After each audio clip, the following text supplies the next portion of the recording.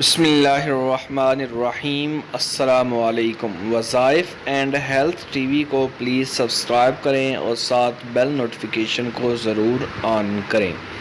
کسی بھی مصیبت، غم، پریشانی یا تکلیف کے وقت کیا پڑھیں؟ ابن عباس رضی اللہ تعالی عنہما سے روایت ہے کہ رسول اللہ صلی اللہ علیہ وآلہ وسلم تکلیف کے وقت میں یہ دعا پڑھا کرتے تھے۔ تو اے ایمان والو، آپ بھی مصیبت، غم، پریشانی یا تکلیف کے وقت یہی دعا پڑھیں جو حضور پاک صلی اللہ علیہ وآلہ وسلم تکالیف کے وقت یہ دعا پڑھا کرتے تھے۔ دعا کیا ہے؟ لا الہ الا اللہ رب السماوات ورب الارض ورب العرش الکریم۔ صحیح بخاری اور مسلم کی مصدقہ حدیث ہے۔